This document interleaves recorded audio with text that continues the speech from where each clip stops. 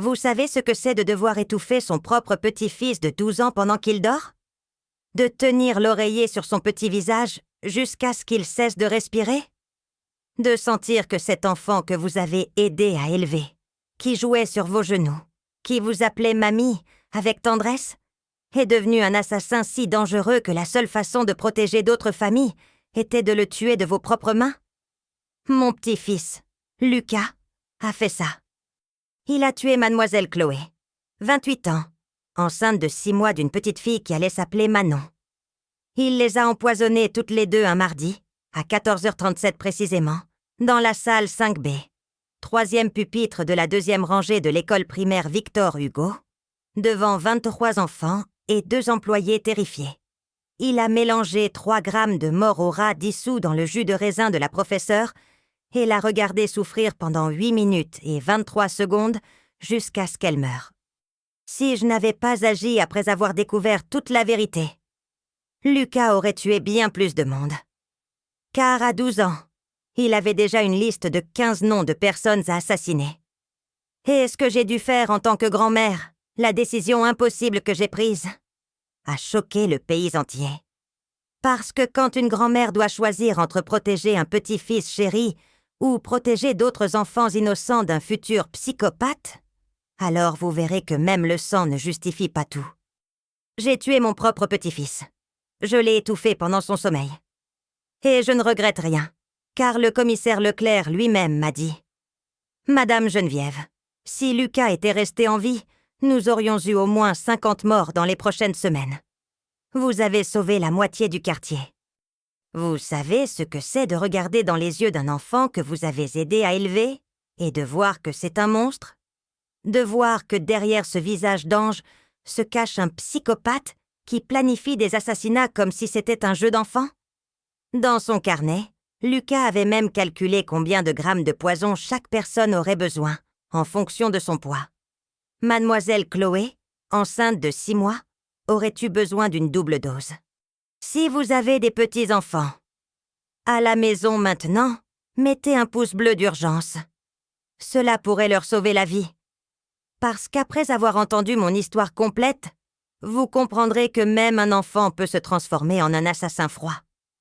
Et qui sait si cette vidéo n'atteindra pas la bonne famille pour empêcher d'autres professeurs d'être tués, d'autres bébés d'être assassinés avant même de naître. Dites-moi en commentaire. Tueriez-vous un petit enfant pour sauver 15 innocents? Pensez-vous qu'un enfant ne peut pas être dangereux? Parce que je le pensais aussi. Jusqu'au jour où Lucas a tué mademoiselle Chloé et la petite Manon, qu'elle portait en son ventre. Jusqu'à ce que je trouve ce carnet diabolique caché sous son lit. Parce que la violence contre les professeurs, contre les femmes enceintes, peut commencer très tôt. Cette histoire doit parvenir à chaque école en France, car la directrice m'a raconté. Madame Geneviève, nous avons déjà eu 3 cas similaires dans d'autres écoles de la région. Des enfants de 10 à 14 ans planifiant des crimes similaires. Je suis Geneviève Leclerc. J'ai 63 ans. Je travaille comme femme de ménage ici à Blois, dans le Loir-et-Cher. Je travaille depuis l'âge de 12 ans. Je n'ai jamais eu de luxe, jamais de facilité. Mais c'est précisément cette vie de lutte qui m'a appris. Quand il faut protéger les innocents, on agit. On ne réfléchit pas. Je me lève tous les jours à 5 heures du matin. Je prends 3 transports en commun. Je nettoie des maisons de famille depuis plus de 40 ans. J'ai élevé ma fille Sophie seule après que son père m'a abandonnée enceinte de 7 mois. Et quand elle a eu Lucas à 17 ans et que le père a disparu comme un lâche, c'est moi qui ai de nouveau pris en charge cet enfant. Lucas dormait chez moi 4 fois par semaine depuis qu'il était bébé. Moi qui lui ai appris à faire le signe de la croix avant de dormir, j'ai dû faire le même signe après l'avoir étouffé. J'ai demandé pardon à Dieu. Et il m'a répondu avec une paix que je n'avais jamais ressentie auparavant. C'était comme mon propre enfant. J'aimais ce garçon comme s'il était sorti de mon ventre. C'est pourquoi ça fait si mal de devoir raconter que je l'ai moi-même tué de mes propres mains. Mais vous comprendrez que je n'avais pas d'autre choix. Parce que Lucas n'était pas un enfant normal, les gens. Depuis tout petit, il avait des comportements étranges. Des signes que j'ai ignorés parce que je pensais que c'était juste une phase, que ça passerait avec le temps. À 4 ans, il montrait déjà une cruauté froide qui me donnait des frissons. Je me souviens comme si c'était hier. J'étais dans le jardin en train d'étendre le linge, quand j'ai entendu un miaulement désespéré. C'était la chatte de notre voisine Madame Duval. Une petite chatte noire appelée Petite Noire. Lucas lui avait attaché une petite corde autour du cou, très serrée, et tirait pour la voir se débattre. Quand je lui ai demandé ce qu'il faisait, il a dit avec la plus grande naturalité « Je regarde combien de temps elle met à arrêter de miauler, mamie. » J'ai retiré la corde rapidement. J'ai sauvé la chatte, et je lui ai donné une bonne réprimande. Mais Lucas n'a pas pleuré. Il ne s'est pas repenti. Il n'a montré aucun remords. Il s'est contenté de me regarder avec ses yeux froids et m'a demandé « Pourquoi tu l'as sauvé, mamie? C'était juste un test ?» J'aurais dû réaliser à ce moment-là qu'il n'était pas normal qu'un enfant de 4 ans parle ainsi. Mais j'ai pensé que c'était juste de la curiosité enfantine, vous savez. Un enfant qui fait des bêtises. À 5 ans, Lucas a tué le premier animal. C'était un petit oiseau tombé du nid dans notre jardin. Au lieu d'essayer de sauver la petite bête, comme tout enfant normal le ferait, Lucas a marché dessus lentement, très lentement, en l'écrasant petit à petit pour voir comment il réagissait. Et quand l'oiseau est mort, Lucas a souri. Il a souri, les gens. Un enfant de 5 ans qui sourit parce qu'il a tué un être vivant. Quand je lui ai demandé pourquoi il avait fait ça, il a répondu « Je voulais voir comment il était à l'intérieur, mamie. » Maintenant, je sais que les petites bêtes ont du sang rouge, comme nous. Et puis, il m'a posé une question qui m'a donné des frissons dans le dos. « Mamie, tu crois que les gens font le même bruit que les oiseaux quand ils meurent ?» Le psychologue légiste qui a examiné Lucas m'a dit « Madame Geneviève, en 30 ans de carrière, je n'ai jamais vu un enfant avec des plans de meurtre aussi élaborés. Votre petit-fils serait le prochain tueur du Zodiaque, mais à 12 ans. À 6 ans, Lucas a commencé à être obsédé par le poison. Il demandait comment ça fonctionnait, combien de temps ça prenait pour tuer, si on pouvait le mélanger à la nourriture sans que personne ne s'en rende compte. C'est à cette époque qu'a eu lieu l'épisode de l'insecticide. J'ai trouvé Lucas dans la cuisine, le flacon à la main, lisant les ingrédients. Je regarde si ce poison tue seulement les cafards ou s'il tue aussi les gens, mamie. À partir de 7 ans, Lucas a commencé à faire systématiquement des expériences avec de petits animaux. Des fourmis avec du détergent, des vers de terre coupés en morceaux. À 8 ans, il a empoisonné tous les poissons de l'école et a accusé le pauvre Théo. Lucas a si bien menti que je l'ai défendu auprès de la directrice. Mais cette nuit-là, il m'a raconté la vérité. Je voulais voir s'il devenait blanc comme les fourmis quand ils meurent empoisonnés. À 9 ans, il a commencé à observer les voisins, notant les horaires. C'est intéressant de savoir quand les gens sont les plus vulnérables, mamie. Un enfant de 9 ans utilisant le mot « vulnérable ». À 10 ans, il a délibérément poussé Léa du haut de l'escalier de l'école, lui cassant le bras, et l'a regardé se tordre de douleur sans montrer de remords. À 11 ans, il est devenu obsédé par Mademoiselle Chloé. Il posait des questions sur sa grossesse, si les bébés pouvaient mourir dans le ventre. Quand il a eu 12 ans, il a complètement changé. Plus silencieux, plus calculateur, toujours en train de noter dans son petit carnet noir. La directrice, le commissaire, le psychologue, même le curé de l'église, tous m'ont dit la même chose. « Madame, vous avez fait ce qu'il fallait faire. » Vous voulez savoir ce que Lucas a dessiné sur les dernières pages de ce carnet? Les méthodes exactes qu'il a planifiées pour tuer chacune des 15 personnes, y compris comment il allait torturer la petite Manon avant de la tuer? Vous voulez savoir comment j'ai découvert que mon petit-fils prévoyait de devenir le plus grand tueur en série de l'histoire de France? Parce que cette histoire ne fait que commencer. Ce qui va suivre montrera comment un enfant de 12 ans peut être plus dangereux que n'importe quel criminel adulte. Et comment une femme de ménage travailleuse a dû se transformer en justicière pour protéger le monde du monstre qu'elle-même a créé. Vous avez vu comment j'ai dû étouffer Lucas. Maintenant, vous devez comprendre pourquoi j'ai moi-même créé ce monstre. Parce que chaque signe que j'ai ignoré, chaque excuse que j'ai inventée, chaque fois que je l'ai protégé, j'étais en train de signer l'arrêt de mort de Mademoiselle Chloé. Dites-moi en commentaire, combien de signes ignorez-vous maintenant dans votre propre famille? Parce que j'ai ignoré de nombreux signes de Lucas pendant des années. Et aujourd'hui, je sais que si j'avais agi plus tôt, Mademoiselle Chloé et la petite Manon seraient en vie. Chaque fois que je disais « c'est juste une phase », j'entraînais un assassin.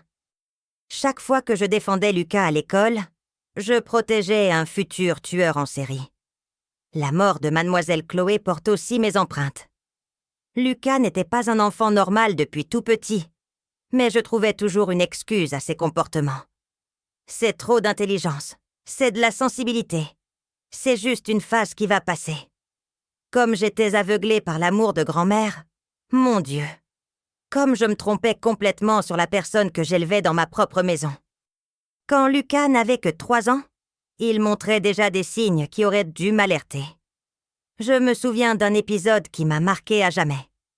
Nous étions dans le jardin un dimanche après-midi ensoleillé. J'arrosais les plantes de mon petit jardin quand j'ai entendu un pleur étrange, différent, qui m'a donné des frissons dans le dos. C'était un chaton nouveau-né qui était tombé du toit de la voisine, Madame Duval.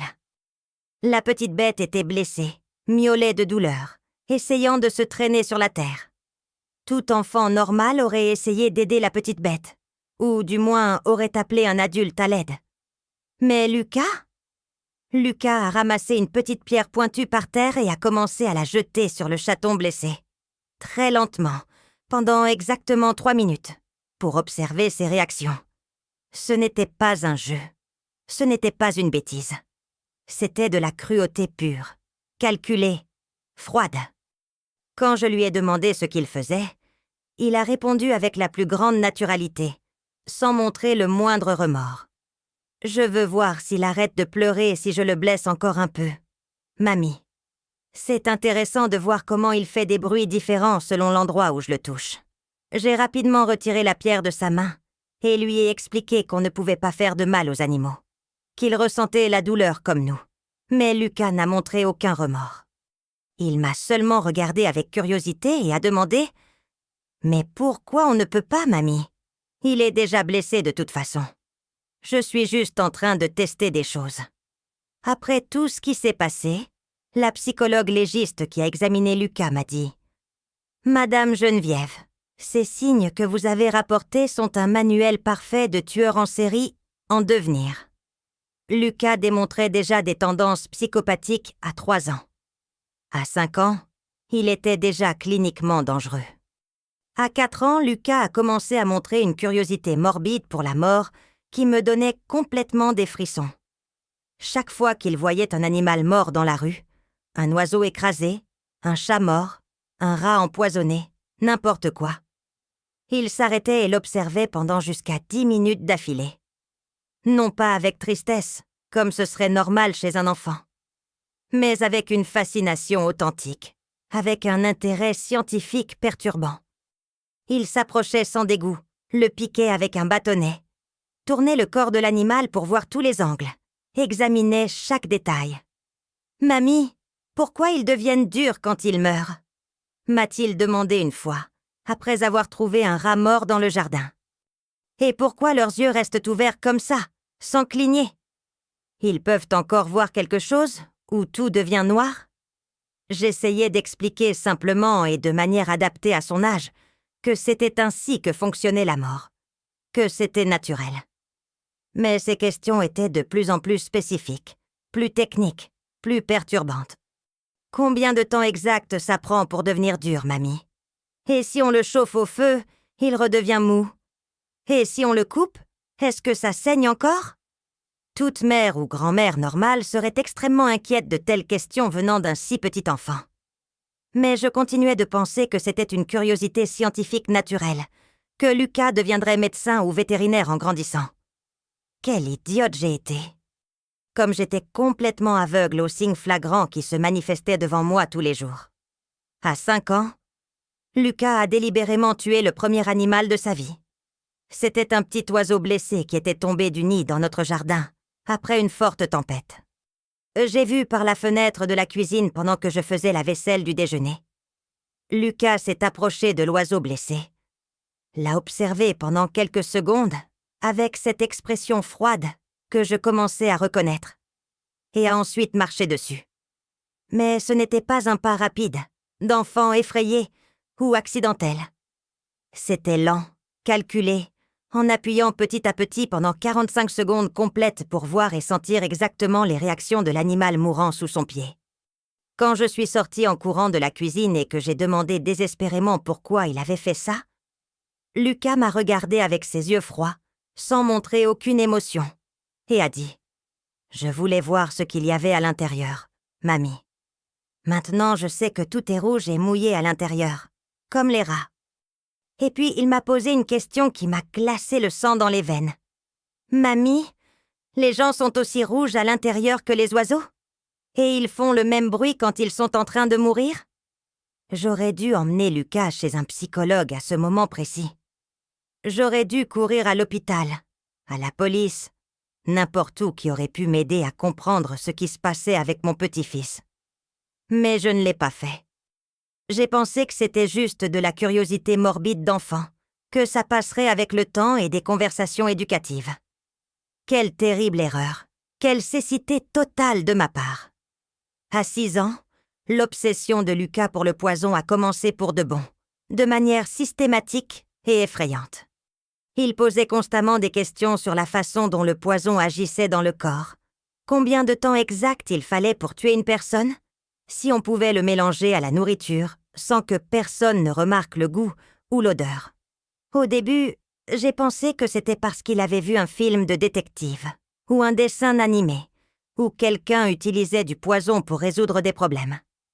Je n'ai jamais imaginé qu'il étudiait méticuleusement pour l'utiliser réellement dans un proche avenir.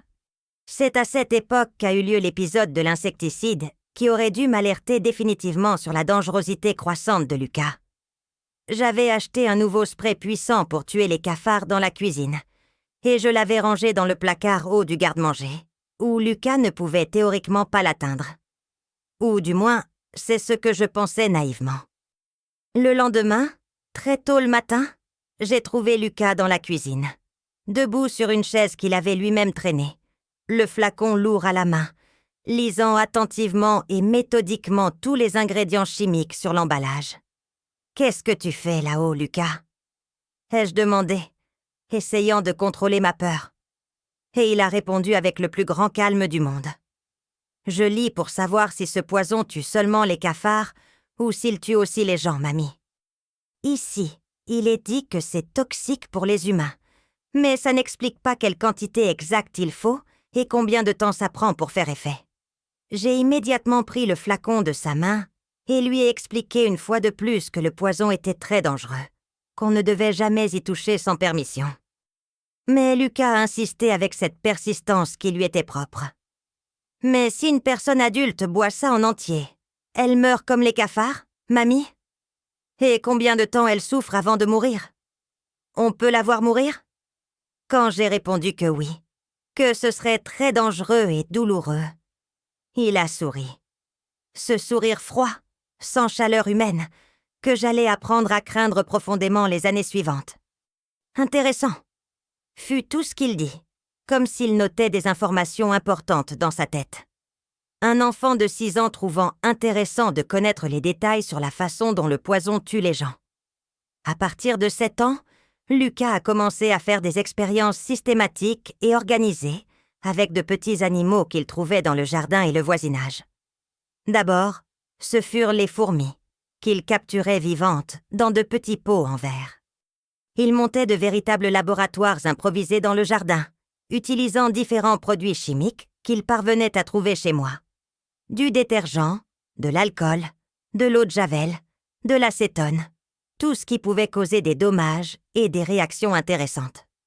Il observait méticuleusement pendant jusqu'à 2 heures consécutives comment chaque animal réagissait à chaque substance, notant mentalement, et ensuite dans un petit carnet, combien de temps exact il fallait à chacun pour mourir, quel type de souffrance il manifestait, quel changement physique se produisait. C'est pour comprendre comment le processus fonctionne, mamie, m'expliquait-il quand je questionnais ses activités perturbantes.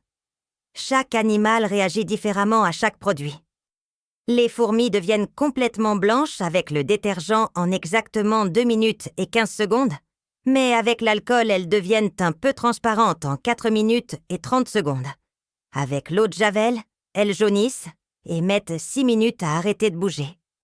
Et il terminait toujours ses explications techniques avec la même question obsessionnelle. Tu crois que les gens changent aussi de couleur quand ils meurent empoisonnés? Et est-ce qu'ils ressentent la douleur pendant le même laps de temps?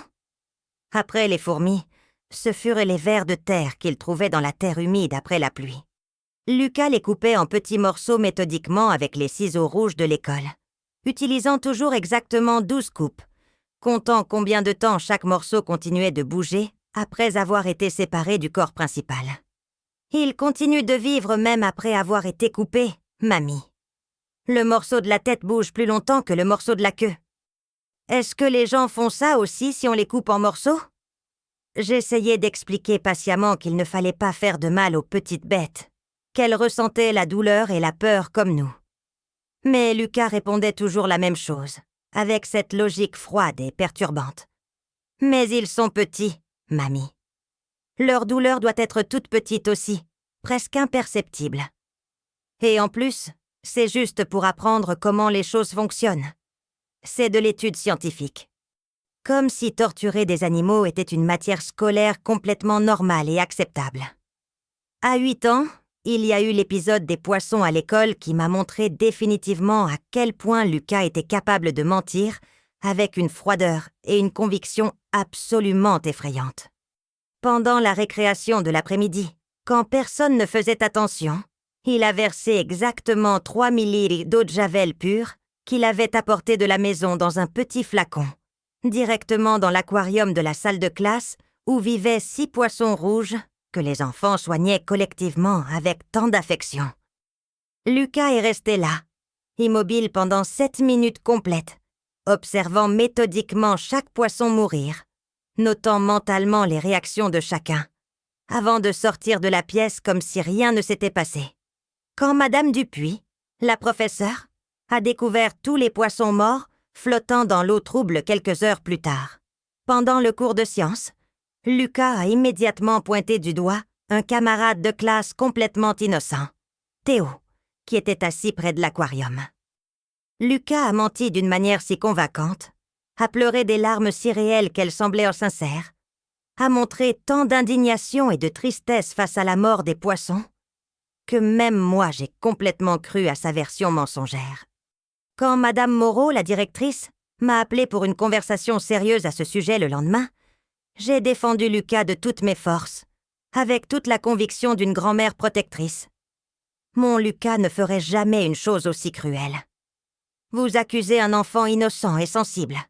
Ça doit être un accident inexplicable ou un autre élève qui a menti pour nuire à mon petit-fils. Comme je regrette amèrement d'avoir prononcé ces mots.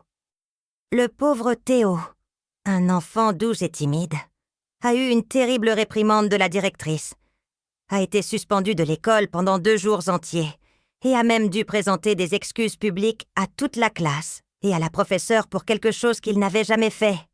Et moi, complètement aveuglée par l'amour de mon petit-fils, je trouvais encore que l'école était injuste et persécutrice envers Lucas, de le soupçonner sans preuve concrète.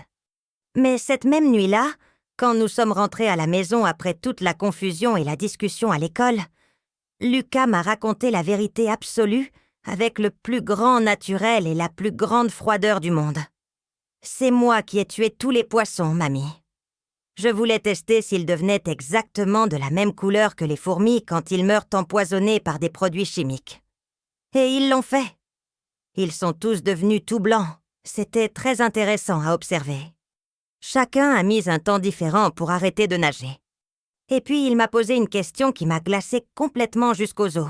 « Mamie, tu crois que les gens deviennent aussi blancs quand ils meurent empoisonnés par l'eau de javel ? Ou est-ce que chaque personne prend une couleur différente selon l'âge, le poids et le type de poison utilisé ? » À ce moment terrible, j'aurais dû réaliser que Lucas ne ressentait aucune culpabilité. aucun remords véritable. Ne se souciait absolument pas de la souffrance qu'il causait aux autres êtres vivants. À 9 ans, Lucas posait déjà des questions spécifiques sur Mademoiselle Chloé. « Mamie, Mademoiselle Chloé vit seule? Ou il y a des gens qui habitent avec elle? Son mari travaille la nuit ou seulement le jour? À quelle heure exacte arrive-t-elle chez elle après l'école ?» Je trouvais ça mignon. Une démonstration d'affection pour une professeure appréciée. Je n'ai pas réalisé que j'étais en train d'élever un harceleur de 9 ans. À 10 ans, Lucas a délibérément poussé Léa du haut de l'escalier de l'école, lui causant une fracture ouverte du bras droit et un traumatisme crânien. Quand la directrice m'a appelé d'urgence, je me suis violemment disputée avec elle, défendant mon petit-fils corps et âme. Mais des semaines plus tard, Léa m'a personnellement raconté la vérité. Lucas l'avait appelée en haut de l'escalier, lui avait dit qu'il voulait lui montrer quelque chose de très secret et important.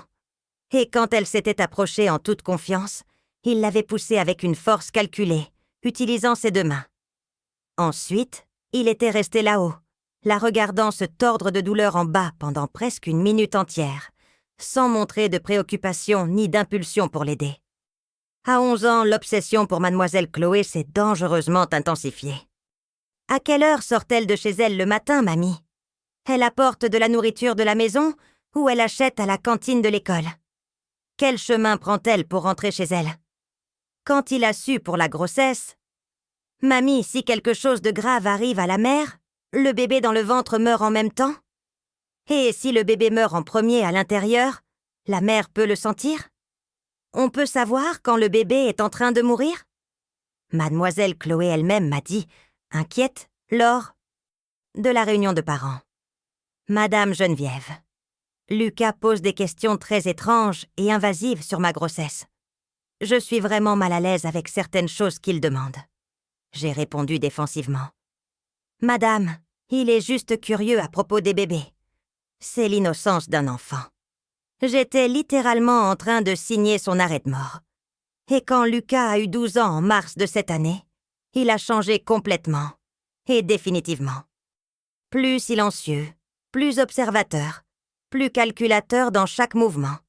Moi qui lui ai appris à faire le signe de la croix avant de dormir, qui l'emmenait à l'église tous les dimanches depuis tout petit, j'étais en train de créer le diable lui-même déguisé en ange. Le curé de notre paroisse lui-même m'a dit après tout ça, « Geneviève, Dieu vous pardonne de ne pas avoir vu les signes. Parfois, le mal se déguise parfaitement en innocence. Si vous reconnaissez ces comportements effrayants chez un enfant de votre famille, mettez un pouce bleu d'urgence. Parce que chaque signe ignoré, chaque excuse inventée, peut coûter des vies complètement innocentes. » Il y avait même une section intitulée « Expériences spéciales avec bébés et jeunes enfants ». Lucas avait planifié d'enlever des nouveau-nés pour tester différents poisons, pour découvrir combien de temps les bébés mettaient à mourir avec chaque méthode. Quelle dose était nécessaire par poids corporel. Les bébés de 0 à 3 mois sont idéaux pour les tests, car ils ne peuvent pas crier assez fort pour attirer l'attention. Cordes vocales sous-développées. Expérience silencieuse. Quand j'ai lu ça, j'ai tellement vomi que je me suis évanouie sur le sol de sa chambre. Je me suis réveillée 20 minutes plus tard dans une flaque de mon propre vomi, tenant toujours ce carnet maudit. C'est là que j'ai compris qu'il n'y avait plus de retour en arrière. Mon petit-fils était un monstre qui prévoyait de torturer des bébés innocents. Mais le pire restait à venir à la page 47. Lucas avait écrit une section intitulée « Plan d'expansion ». Recruter d'autres enfants de l'école pour former une cellule d'extermination organisée. Les enfants sont des suspects idéaux car personne ne se méfie jamais de l'innocence enfantine. Il ne voulait pas être un tueur en série solitaire. Il voulait créer un gang organisé d'enfants assassins. Lucas avait déjà identifié et cartographié 8 enfants de l'école avec un potentiel homicide latent. Il avait noté leurs noms complets, leurs âges, leurs adresses, les signes comportementaux qu'il avait observés chez chacun pendant des mois d'études. Antoine, 9 ans, a méthodiquement arraché les ailes d'un papillon et a ri de son agonie. Candidat parfait pour le recrutement. Emma, 10 ans, a menti de manière convaincante sur le fait d'avoir délibérément cassé le bras de la poupée de sa petite sœur. Démontre un sadisme latent et une capacité de manipulation. Il étudiait les enfants de la même manière scientifique qu'il avait étudié Mademoiselle Chloé. Cartographiant les vulnérabilités psychologiques, identifiant les tendances violentes refoulées, planifiant des stratégies spécifiques sur la façon de recruter chacun pour son groupe. Lucas voulait transformer toute l'école primaire, Victor Hugo, en un camp d'entraînement spécialisé pour jeunes tueurs en série. Page 63. Manuel de recrutement enfantin. Lucas avait écrit d'une écriture soignée. Les enfants de 7 à 10 ans sont idéaux pour l'endoctrinement. Cerveau encore complètement malléable, sans notion morale développée, facilement influençable par une figure d'autorité. Commencer par de petites cruautés contrôlées, tuer des insectes ensemble, blesser de petits animaux en groupe. Augmenter progressivement l'intensité pour les humains quand ils seront psychologiquement prêts. À la page 52, j'ai trouvé quelque chose qui m'a fait m'effondrer par terre, en pleurant de manière incontrôlable. C'était une lettre détaillée que Lucas m'avait écrite, à livrer après m'avoir tuée. « Chère mamie Geneviève, quand vous lirez ceci, vous serez déjà morte depuis quelques heures, et j'observerai votre corps pour noter les effets post-mortem. Merci de m'avoir élevée avec tant d'amour, et de m'avoir involontairement appris que les personnes faibles méritent de mourir pour laisser la place aux supérieurs. Vous avez été un excellent cobaye pour tester mes méthodes d'empoisonnement. Maintenant, je peux appliquer cette connaissance à des personnes plus importantes socialement.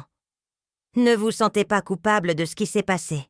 Votre mort a servi à un but scientifique plus grand. » La lettre se terminait ainsi. « PS.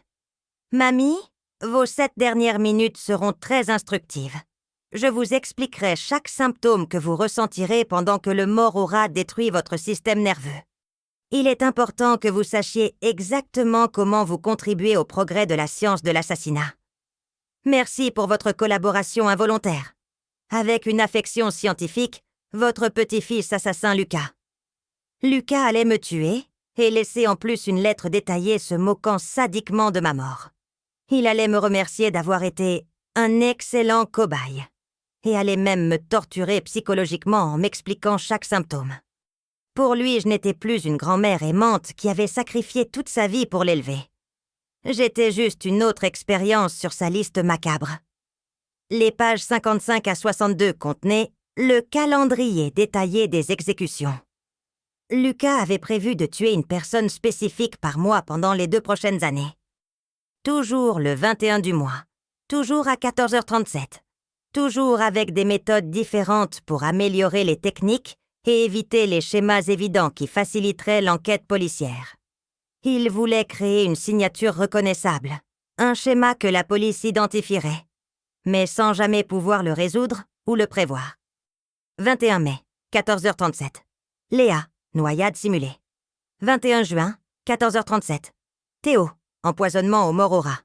21 juillet, 14h37. Madame Valérie, embolie par injection d'air. 21 août, 14h37. Mamie Geneviève, thé empoisonné au sucre. 21 septembre, 14h37. Monsieur Philippe, accident de la route simulé. Mon exécution personnelle était prévue pour le 21 août, exactement 4 mois après la mort de Mademoiselle Chloé. Lucas allait me laisser vivre quelques mois de plus pour que je ne fasse pas le lien mental entre les crimes précédents. Une planification psychopathique de niveau professionnel. Quand j'ai vu que ma mort était prévue pour le 21 août, seulement 4 mois, j'ai rapidement calculé. Si Lucas tuait une personne par mois comme il l'avait religieusement planifié, avant d'arriver à moi, il y aurait déjà 4 personnes innocentes tuées. J'avais au maximum quelques semaines pour agir de manière décisive. Dans les dernières pages, j'ai découvert la partie la plus terrifiante de toutes. Lucas ne voulait pas s'arrêter aux 15 noms de la liste initiale. Il voulait devenir officiellement le plus grand tueur en série de l'histoire mondiale. Il avait étudié en détail les cas de tueurs célèbres internationaux, noté méticuleusement les erreurs qu'ils avaient commises, planifié scientifiquement comment faire mieux et éviter d'être capturé. Mon objectif final est d'exécuter 100 personnes avant d'avoir 18 ans. Ainsi, j'entrerai définitivement dans l'histoire comme le tueur en série le plus jeune, le plus intelligent et le plus efficace que le monde ait jamais connu. Les 15 premières victimes ne sont qu'un entraînement initial pour perfectionner les méthodes. Ensuite, je m'étendrai systématiquement à d'autres villes, d'autres régions, jusqu'à une domination nationale. Lucas rêvait obsessionnellement d'être mondialement célèbre en tant qu'assassin de génie. Il voulait donner des interviews exclusives en prison. Il voulait que Hollywood fasse des films à succès sur lui. Il voulait que des psychologues criminels célèbres étudient ses méthodes révolutionnaires. Pour lui, le meurtre de masse était une forme d'art sophistiqué qui le rendrait immortel dans l'histoire. Ensuite, j'ai secrètement montré le carnet à un psychologue légiste connu de la famille. Il m'a dit, stupéfait: « Madame Geneviève, ces plans sont plus élaborés et détaillés que ceux de Ted Bundy, Jeffrey Dahmer et Charles Manson réunis. Votre petit-fils a un QI de génie appliqué exclusivement au mal pur. S'il parvient à exécuter cette liste, il sera officiellement le tueur en série le plus jeune et le plus dangereux de l'histoire mondiale. » Quand j'ai fini de lire entièrement le carnet, il était 11 heures du matin, et j'étais en état de choc psychologique total. Je suis restée assise immobile sur le sol froid de la chambre pendant 2 heures consécutives, essayant de digérer mentalement que mon cher petit-fils était un monstre calculateur, qui prévoyait de me tuer méthodiquement dans quelques mois. À ce moment terrible, une seule certitude absolue s'est formée dans ma tête. Lucas devait mourir avant d'exécuter le reste de son plan macabre. Il ne s'agissait plus d'éducation, de psychologue pour enfants, d'internement psychiatrique. Il s'agissait purement de survie. La mienne et celle de 14 autres personnes complètement innocentes. Quand Lucas est rentré de l'école à 12h30, j'étais dans la cuisine en train de préparer le déjeuner, apparemment normalement. Il m'a salué par un baiser affectueux sur la joue, m'a demandé avec intérêt comment s'était passée ma journée, a même gentiment aidé à mettre la table. Un comportement tout à fait normal pour un petit-fils aimant. Mais maintenant, je savais que tout cela n'était qu'une performance sociopathique calculée. Pendant le déjeuner, j'ai observé microscopiquement chacun de ses mouvements. Comment il tenait sa fourchette, comment il mâchait, comment il souriait quand je parlais de sujets quotidiens. Je déjeunais tranquillement avec un assassin qui avait prévu de me tuer et même de me torturer psychologiquement pendant le processus. Et le pire, il n'avait pas la moindre idée que je savais toute la vérité. « Comment était l'école aujourd'hui, Lucas ?» ai-je demandé, feignant une normalité complète. « Très bien, mamie. La nouvelle professeure qui a remplacé mademoiselle Chloé est très gentille et attentionnée. Je crois que vous vous entendrez très bien quand vous la connaîtrez. » Il a parlé de la nouvelle professeure remplaçante avec le même ton qu'il utiliserait pour parler de la prochaine victime potentielle. Était-elle déjà à l'étude pour être ajoutée à la liste élargie ? Cet après-midi décisif, j'ai pris la décision la plus difficile de toute ma vie. Je n'allais pas dénoncer Lucas à la police. Je n'allais pas l'interner dans un hôpital psychiatrique spécialisé. J'allais rendre justice de mes propres mains de grand-mère. Parce que je savais instinctivement que le système judiciaire ne parviendrait pas à arrêter un psychopathe aussi intelligent, calculateur et convaincant. Livrerez-vous un petit-fils comme ça à la justice ? Dites-moi en commentaire si vous auriez eu le courage de faire ce que j'ai fait. Parce qu'après avoir lu ce carnet maudit, après avoir découvert que je n'étais qu'un excellent cobaye de plus sur sa liste scientifique, j'ai définitivement compris que Lucas n'était plus mon cher petit-fils. C'était un prédateur dangereux qui devait être éliminé avant qu'il ne cause un massacre. Vous voulez savoir comment j'ai utilisé son propre carnet contre Lucas ? Comment j'ai adapté la méthode qu'il avait prévu d'utiliser sur moi ? Et surtout, voulez-vous savoir les dernières paroles qu'il a prononcées quand il a réalisé que c'était moi qui savais tout ? Parce que ce qui s'est passé cette dernière nuit montrera comment une grand-mère de 63 ans a trouvé le courage de devenir une justicière et de sauver 14 vies innocentes en tuant la personne qu'elle aimait le plus au monde. Vous avez vu mon nom sur la liste de mort de Lucas. Maintenant, je vais vous raconter comment j'ai utilisé ses propres notes pour le tuer en premier. Parce que lorsque j'ai découvert qu'il prévoyait de m'empoisonner le dimanche, j'ai décidé qu'il mourrait le vendredi. Si vous aviez été à ma place, auriez-vous eu ce courage? Dites-moi en commentaire si vous auriez eu la force de faire ce qu'aucune grand-mère ne devrait avoir à faire. Parce qu'après avoir lu ce carnet maudit, après avoir découvert que mon propre nom était sur sa liste comme « cobaye parfait », j'ai compris que Lucas n'était plus mon petit-fils. C'était un prédateur qui devait être éliminé avant qu'il ne cause un massacre. Ce fut le vendredi 24 avril, un jour après avoir trouvé le carnet, que j'ai dû prendre la décision la plus difficile de ma vie. Je n'ai pas pu dormir de la nuit. J'ai marché dans la maison comme un fantôme, pensant à chaque mot que j'avais lu, à chaque dessin macabre, à chaque plan détaillé d'assassinat qui incluait ma propre mort calculée mathématiquement. À 7 heures du matin, quand Lucas est parti à l'école normalement, j'ai réuni ma famille en urgence. J'ai appelé ma fille Sophie, mon gendre Marc, mes 2 autres petits-enfants, et même ma sœur Françoise. Je leur ai montré le carnet, les mains tremblantes. La réaction fut un choc absolu, un désespoir total, une négation complète. « Maman, ça ne peut pas être vrai. Lucas n'est qu'un enfant innocent. » Ma fille Sophie a crié, pleurant désespérément comme si le monde s'écroulait. Ça doit être une blague macabre, un fantasme d'adolescent perturbé. Les enfants écrivent que des choses étranges. Elle refusait catégoriquement de croire que son propre fils avait planifié de me tuer et de tuer 14 autres personnes complètement innocentes. Mon gendre Marc a réagi de manière complètement différente. Il est devenu pâle comme un linge, a relu le carnet 3 fois de suite et a dit d'une voix ferme « Madame Geneviève, si c'est vrai, nous devons appeler la police immédiatement. Lucas est trop dangereux pour rester en liberté dans la société. » Mais ma fille s'est révoltée violemment. « Tu ne vas pas livrer mon fils à la police. Il a besoin d'un traitement psychologique, d'une aide médicale spécialisée. » Ma sœur Françoise, qui a toujours été plus pratique et réaliste, a dit la vérité crue que personne ne voulait entendre. « Geneviève, ce garçon n'a plus de salut possible. Un enfant qui planifie froidement de tuer sa propre grand-mère est un démon déguisé en ange. Si tu ne fais rien d'urgence, il exécutera toute cette liste méthodiquement. » La famille s'est divisée complètement et violemment. Certains voulaient appeler la police judiciaire, d'autres voulaient un internement psychiatrique immédiat. Certains niaient encore que Lucas soit capable d'une telle horreur. Mais je savais qu'aucune de ces options conventionnelles ne fonctionnerait. Lucas était trop intelligent, trop convaincant, trop manipulateur.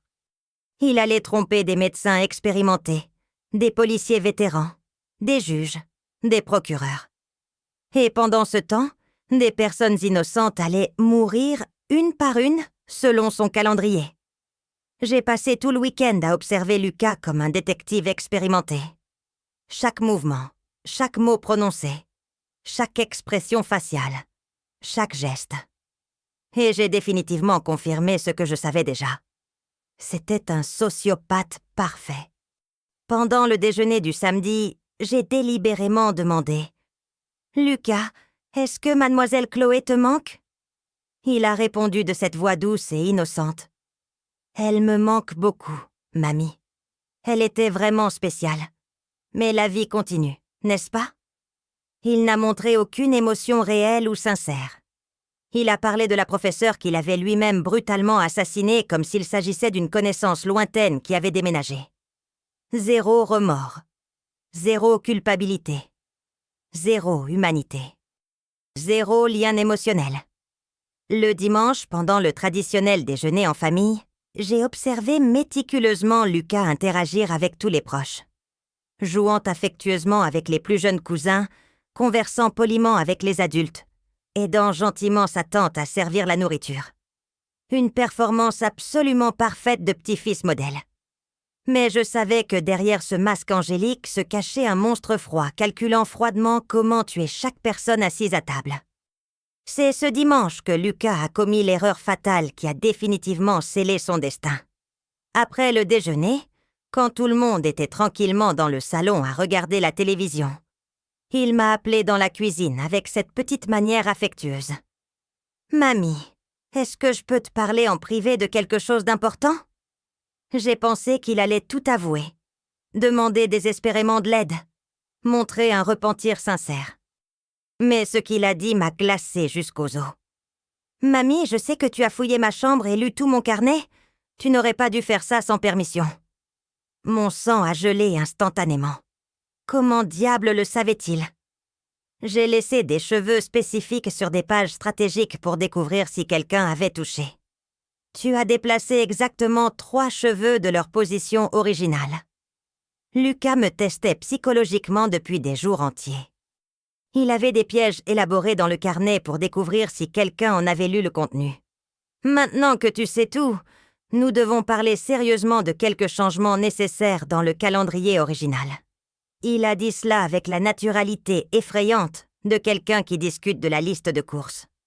Ton nom devait être le numéro 14 sur la liste, mais il devra être le numéro 2. Je ne peux pas risquer que tu gâches mes plans importants. Lucas était en train de m'avertir froidement qu'il allait me tuer, bien plus tôt que prévu initialement. Ce sera la semaine prochaine, pendant le traditionnel thé du dimanche. Plus rapide, plus efficace et moins suspect pour l'enquête. À ce moment terrible, en le regardant droit dans les yeux froids, j'ai définitivement compris qu'il n'y avait plus de retour en arrière possible. Lucas n'était plus un enfant avec des problèmes psychologiques traitables. C'était un prédateur dangereux qui me menaçait de mort dans ma propre cuisine, dans ma propre maison. Et si je le dis à ta mère? À la police? Aux autorités? Ai-je demandé, testant ses réactions. Lucas a eu ce sourire froid et diabolique. Mamie, qui croira qu'un enfant angélique de 12 ans est capable de ça? Ils penseront que tu as de graves problèmes mentaux liés à l'âge. Et pendant qu'ils discuteront de ça, j'exécuterai toute la liste plus rapidement. Il avait absolument raison. Personne au monde ne croirait une grand-mère de 63 ans accusant son propre petit-fils bien-aimé d'être un tueur en série en formation. Et Lucas le savait parfaitement. Il utilisait mon âge avancé et mon amour inconditionnel pour lui contre moi.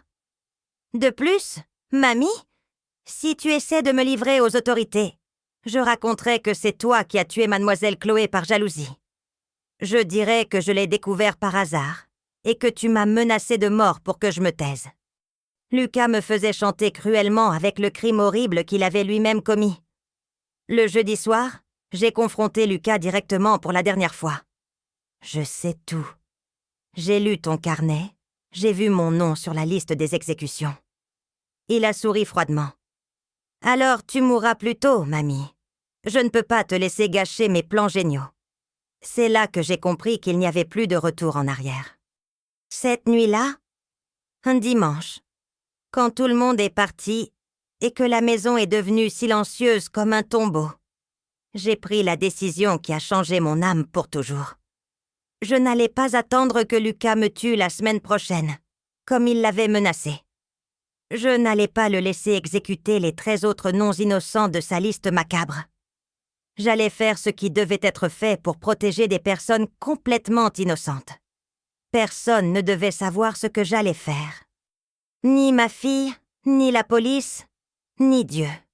C'était une lourde croix que je devais porter seule, car j'étais la seule personne à connaître toute la terrible vérité. J'ai consulté discrètement 3 personnes de confiance absolue. D'abord, Madame Duval, ma voisine de 70 ans qui a toujours donné des conseils sages et pratiques. Quand je lui ai raconté la situation, sans révéler de détails spécifiques, elle a dit « Geneviève, parfois Dieu met de lourds fardeaux sur les épaules de ceux qui ont la force de les porter. Fais ce que ta conscience pure te dicte. » Le psychologue légiste que j'ai consulté secrètement m'a dit « Madame Geneviève, avec ce niveau de planification détaillée, Lucas exécuterait 100% de la liste sans hésitation. Il n'existe aucun traitement médical connu pour une psychopathie aussi avancée à 12 ans. Ensuite, j'ai parlé avec Monsieur Jean, un policier militaire à la retraite, qui habite dans la rue d'en bas. Sans donner de nom spécifique, je lui ai demandé ce qui se passait quand le système ne parvenait pas à protéger les innocents. Madame Geneviève, il y a des moments où il faut être sa propre justice. La loi ne parvient pas toujours à arrêter le mal avant qu'il ne se propage et ne contamine. Enfin, J'ai cherché une orientation spirituelle auprès du Père Antoine, de notre paroisse. J'ai confessé que j'avais découvert quelque chose de terrible sur une personne de la famille et que je ne savais pas si je devais agir ou attendre les autorités compétentes. Ma fille, quand Dieu nous révèle le mal, c'est pour que nous fassions quelque chose de concret. L'inaction face à la méchanceté est aussi un péché mortel. Tous, de manière indirecte mais claire, m'ont donné la même orientation. Agir de manière décisive. Je ne pouvais plus attendre que d'autres résolvent le problème pour moi. La responsabilité morale m'incombait exclusivement, car j'étais la seule à connaître toute la vérité terrifiante. Le lundi 26 avril, j'ai commencé les préparatifs techniques méticuleux. J'ai lu 15 fois ses notes sur l'étouffement. J'ai étudié exactement comment Lucas prévoyait de me tuer. J'ai lu tous les détails techniques qu'il avait notés sur les méthodes d'exécution silencieuse. S'il pouvait planifier froidement des assassinats, je pouvais aussi planifier le sien avec la même froideur. J'ai pratiqué en tenant l'oreiller pendant 4 minutes consécutives pour renforcer mes bras. J'ai choisi 3h17 du matin, l'heure du sommeil le plus profond selon ses propres notes du carnet. J'ai décidé d'utiliser la méthode qu'il considérait comme la plus silencieuse et efficace. L'étouffement avec un oreiller pendant le sommeil profond. Ironie amère, j'allais utiliser ses propres notes techniques contre lui-même. Pendant toute la semaine, j'ai observé minutieusement les heures de sommeil de Lucas. Il dormait toujours profondément entre 23h30 et 6h du matin. À 3h17 du matin, c'était le moment de sommeil le plus profond, où il serait plus difficile de se réveiller complètement. Toutes ces informations précieuses se trouvaient dans son propre carnet, car Lucas avait étudié les horaires de la maison pour planifier ma mort. Je me suis arrêtée 3 fois devant la porte de sa chambre. La première fois, je me suis souvenue du bébé que j'avais bercé dans mes bras. La seconde, de mademoiselle Chloé agonisant pendant 8 minutes. La troisième, de la liste de 14 noms innocents. Je suis entrée. Le vendredi 1er mai, j'ai pris la décision finale et définitive. Je ne pouvais plus regarder Lucas sans voir mentalement la liste des personnes qu'il allait tuer systématiquement. Je ne pouvais plus le serrer dans mes bras, en sachant que j'étreignais un assassin qui prévoyait de m'empoisonner le dimanche suivant. Cette nuit-là, j'ai attendu que tout le monde dorme profondément. À 2h45 du matin, je me suis levée en silence absolu et suis allée dans la chambre de Lucas. Il dormait comme un ange, le visage serein, la respiration calme et tranquille. Pendant un terrible instant, j'ai complètement hésité. Était-ce encore mon cher petit-fils qui dormait innocemment là?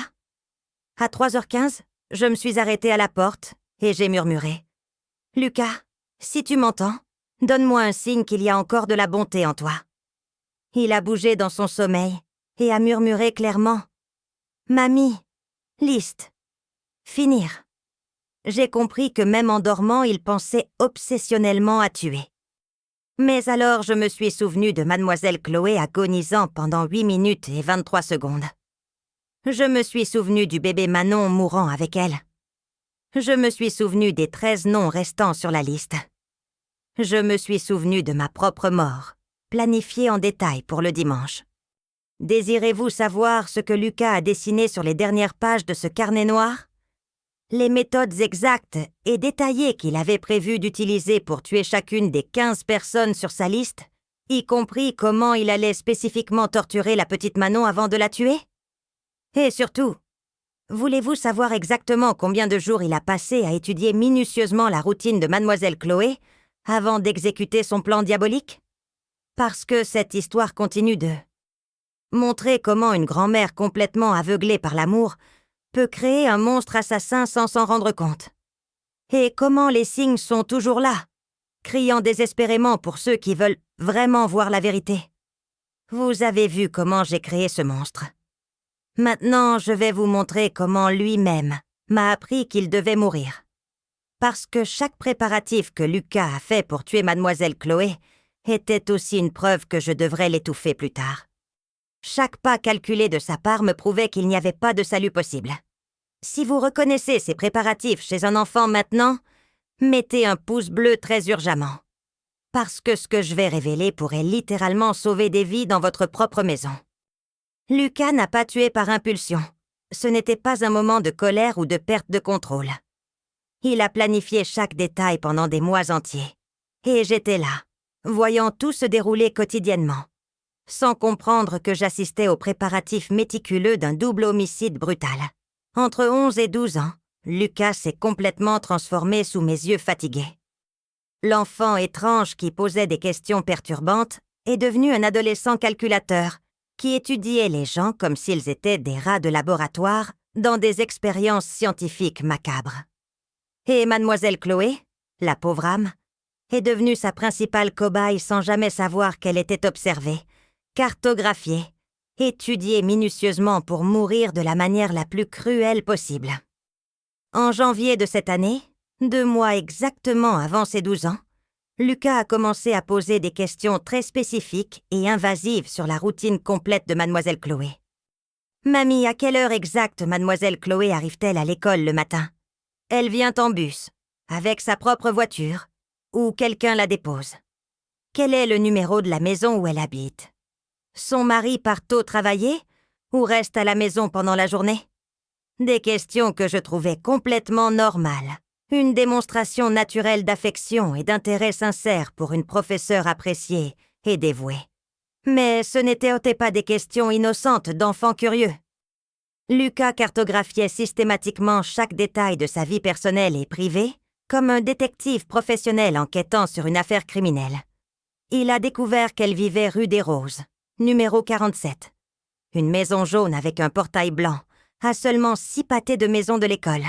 Il a découvert que son mari Marc partait religieusement à 6 heures du matin pour travailler dans une usine de pièces automobiles et ne revenait qu'à 18 heures précises. Il a découvert qu'elle était complètement seule à la maison de 6 heures à 7h30 tous les matins, l'heure parfaite pour tout type d'approche dangereuse ou d'intrusion à domicile. Mademoiselle Chloé prend-elle tranquillement son petit déjeuner à la maison ou est-elle toujours pressée d'arriver à l'école, mamie ? Lucas a demandé un jeudi froid de janvier.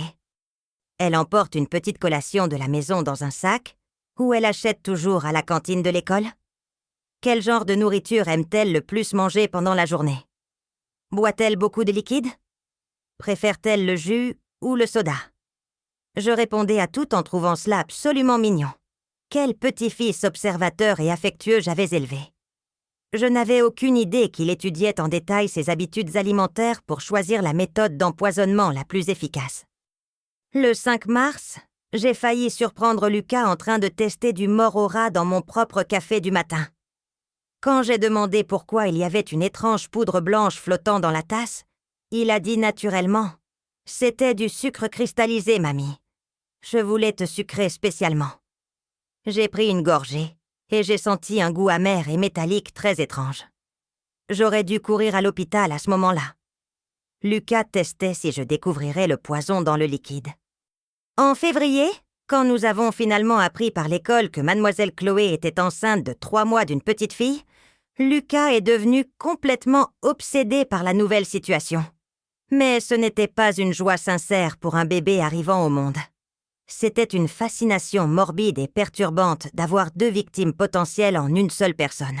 « Mamie, si quelqu'un blesse volontairement une femme enceinte, le bébé dans son ventre ressent-il aussi toute la douleur ? Et si le bébé meurt en premier à l'intérieur, combien de temps exact la mère met-elle à mourir avec lui ? Lucas, quel genre de question étrange et morbide est-ce là ? Ai-je répondu, sentant un malaise inexplicable me parcourir l'échine. Les bébés sont complètement protégés dans le ventre de leur mère. Pourquoi penses-tu à des choses aussi horribles ? Mais il insistait avec cette persistance qui lui était propre. Et si quelqu'un donne un poison fort à une femme enceinte, mamie, 3,2 grammes pour 60 kilos de poids corporel serait-il suffisant pour tuer les 2 ? Le poison tue le bébé en premier ou la mère en premier ? Une mort en 8 minutes et 23 secondes serait-elle un temps d'agonie normal ? J'aurais dû courir immédiatement chez un psychologue pour enfants à ce moment précis. J'aurais dû réaliser que Lucas ne posait pas de questions académiques ou scientifiques normales. Il planifiait activement comment tuer une femme enceinte de la manière la plus cruelle et douloureuse possible, étudiant chaque aspect technique du processus avec une précision chirurgicale. À partir de mars, Lucas a commencé à tester systématiquement différents types de poisons sur des animaux progressivement plus grands qu'il trouvait dans les rues du quartier. Ce n'étaient plus des fourmis microscopiques ou des vers de terre inoffensifs. C'étaient des chats errants, des chiens abandonnés, des oiseaux plus grands qu'il parvenait à capturer ou à attirer avec de la nourriture empoisonnée. Il a testé méticuleusement 8 types différents de poisons sur 7 chats errants, 3 chiens abandonnés et 12 oiseaux pour choisir celui qui causerait exactement le plus de souffrance visible à une personne adulte enceinte d'environ 60 kilos. L'injection sous-cutanée a été écartée car trop lente. L'inhalation s'est avérée inefficace pour l'effet désiré. Mamie, as-tu une idée de combien de temps une personne normale de 60 kilos met à mourir complètement avec du mort au rat? Lucas me demanda un après-midi tranquille de mars. Et si elle est enceinte de 6 mois, le poids supplémentaire du bébé influence-t-il le temps d'absorption du poison? Je répondis irritée. Lucas, arrête immédiatement ces questions morbides. Il s'excusa et cessa de poser des questions directement. Mais il ne cessa jamais de planifier secrètement. Mademoiselle Chloé elle-même m'a appelée, inquiète, le 18 avril. Madame Geneviève, Lucas a posé des questions très étranges et invasives dernièrement. Aujourd'hui, il m'a demandé si je ressentais de la douleur quand le bébé bougeait dans mon ventre, et si j'avais déjà pensé à ce que ce serait de mourir enceinte, si c'était plus douloureux. J'ai répondu défensivement. Madame, il est juste curieux à propos des bébés. C'est l'innocence d'un enfant. Je la livrais littéralement à son assassin. Le 20 mars, Lucas m'a raconté que mademoiselle Chloé était très malade à l'école dernièrement. Elle a vomi 2 fois pendant le cours aujourd'hui, mamie. Et elle est devenue très pâle après, tremblante. Ça doit être le mal de bébé normal. C'était absolument vrai. Mais ce n'était pas une grossesse normale. C'était Lucas qui testait des poisons dans son jus à petite dose progressive pendant 1 semaine entière, provoquant délibérément les nausées et malaises pour observer les réactions. En avril, Lucas a drastiquement intensifié les tests préliminaires. Mademoiselle Chloé arrivait à l'école tous les jours plus faible, plus pâle, plus nauséeuse, plus affaiblie physiquement. Elle devient très pâle et tremblante après avoir vomi. Mamie. Lucas continuait d'observer cliniquement. Et elle a aussi des vertiges. Parfois, elle doit s'asseoir au milieu de l'explication. Ses yeux sont un peu vitreux, comme si elle voyait des choses étranges. La directrice m'a raconté après. Madame Geneviève, nous avons découvert que 3 autres enfants de l'école posaient des questions similaires sur les professeurs enceintes. Lucas n'était pas seul dans ce plan. Il enseignait et orientait d'autres élèves. Mamie, si une personne meurt empoisonnée, les médecins légistes peuvent-ils découvrir que c'était du poison à l'autopsie? Lucas me demanda le 10 avril. Et si elle est enceinte, font-ils une autopsie séparée sur le bébé aussi? Ou seulement sur la mère? Peuvent-ils découvrir qui est mort en premier? C'étaient des questions spécifiques de quelqu'un qui planifiait soigneusement un crime parfait sans laisser de preuves compromettantes. Je répondis sans réfléchir aux implications. Je pense qu'ils peuvent tout le découvrir, Lucas. Il y a des examens de laboratoire pour ça.